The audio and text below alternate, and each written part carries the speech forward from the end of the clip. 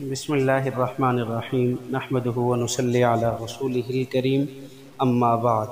احباب گرامی، آج ہمارا یہ سراجی کا 7واں سبق ہے، اور آج اس 7ویں سبق کے اندر ہم احوال پڑھیں گے، کیونکہ کل ہم نے الفروض کی تفصیل پڑھی تھی، ان کی تعریف وغیرہ، جد صحیحہ اور جد فاسدہ وغیرہ کی تعریف بھی اسی میں آ گئی تھی۔ تو آج ہم باب کے سب سے پہلے، کیونکہ الفروض ہم نے 12 بیان کیے تھے، 12 میں سے 4 مرد ہیں، باقی 8 عورتیں ہیں، تو 4 مردوں میں سے سب سے پہلے ہم باب کے احوال پڑھتے ہیں۔ باب کی کل 3 حالتیں ہیں۔ نمبر 1، اگر میت نے باپ کے ساتھ اپنی کوئی مذکر اولاد یعنی بیٹا، پوتا، پڑپوتا نیچے تک چھوڑی ہو تو باپ کو سدس یعنی چھٹا حصہ ملے گا۔ اس حالت کو فرض مطلق کہتے ہیں، اور باپ کو اس حالت میں ذوی الفرض محض کہا جاتا ہے۔ ذوی الفرض محض کہا جاتا ہے۔ اب مثلاً آپ یہ دیکھیں، اس صورت میں اگر ایک آدمی فوت ہوا ہے، اس کی مثال کیا بنے گی؟ باپ چھوڑا ہے اور بیٹا چھوڑا ہے، تو مسئلہ ہم 6 سے بنائیں گے، تو 6 میں سے چھٹا حصہ باپ لے گا اور بیٹا اسباب بنے گا، یعنی باقی 5 حصے وہ کس کو مل جائیں گے؟ بیٹے کو مل جائیں گے۔ اور باپ کی دوسری حالت، اگر میت نے اپنے باپ کے ساتھ صرف مؤنث اولاد یعنی بیٹی، پوتی، پڑپوتی نیچے تک چھوڑی ہو تو باپ سدس پانے کے ساتھ اسباب بھی ہوگا۔ اس حالت کو فرض ما تعصیب، اور باپ کو اس حالت میں ذوی الفروض ما تعصیب کہتے ہیں۔ اس میں یعنی باپ کو سدس چھٹا حصہ بھی ملے گا اس دوسری حالت میں، جب مذکر اولاد نہیں ہے بلکہ مؤنث اولاد ہے اور باپ بھی ہے، تو اس صورت میں باپ کو چھٹا حصہ اور چھٹے حصے کے ساتھ جو کچھ بچے گا ذوی الفروض کو دینے کے بعد وہ بھی باپ کو ملے گا، یعنی یہ سدس مال عصبہ کا حقدار ہوگا۔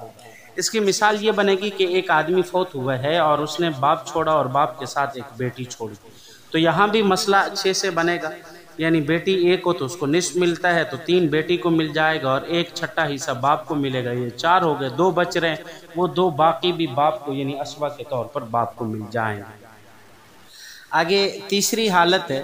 تیسری حالت یہ ہے کہ اگر میت کی کوئی مذکر و مؤنث اولاد یا مذکر اولاد کی اولاد نیچے تک نہ ہو تو باپ تنہا ہونے کی صورت میں پورا ترکہ اور دوسرے اصحاب فرائض کے ساتھ ہونے کی صورت میں ان کو دینے کے بعد بچا ہوا ترکہ پائے گا۔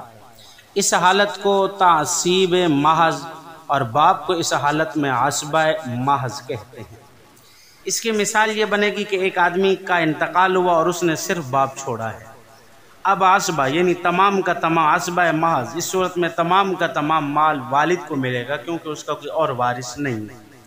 اور اسی کی دوسری مثال بھی بن سکتی ہے، وہ دوسری مثال یہ ہے کہ ایک آدمی کا انتقال ہوا اور اس نے باپ بھی چھوڑا اور ماں بھی چھوڑی، تو اس صورت میں مسئلہ ہم 3 سے بنائیں گے۔ ماں کو ثلث ملے گا، یعنی 3 حصوں میں سے ایک حصہ ماں کو، باقی جو 2 حصے بچیں گے وہ 2 حصے باپ کو ملیں گے۔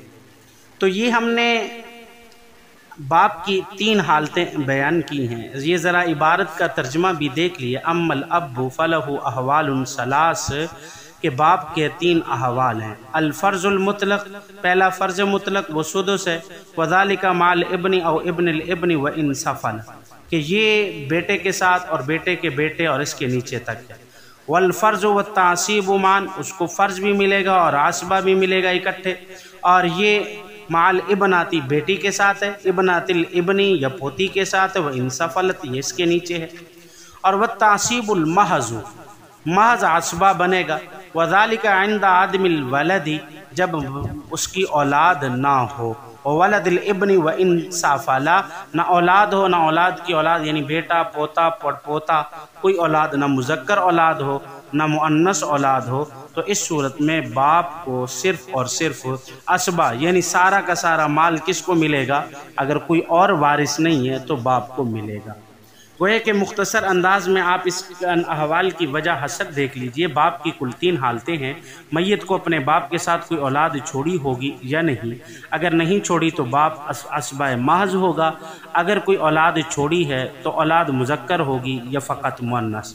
اگر مذکر ہے تو باپ ذوی الفروض محض ہوگا یعنی سدس پائے گا، اور اگر اولاد فقط مؤنث ہے تو باپ ذوی الفروض مع تعصیب ہوگا، یعنی سدس پانے کے ساتھ ساتھ اس کو اسبا بھی ملے گا۔ آج یہ باپ کے احوال پڑھے ہیں، اللہ تعالی ہمیں عمل کرنے کی، سمجھنے کی توفیق عطا فرمائے۔ وآخر دعوانا الحمدللہ رب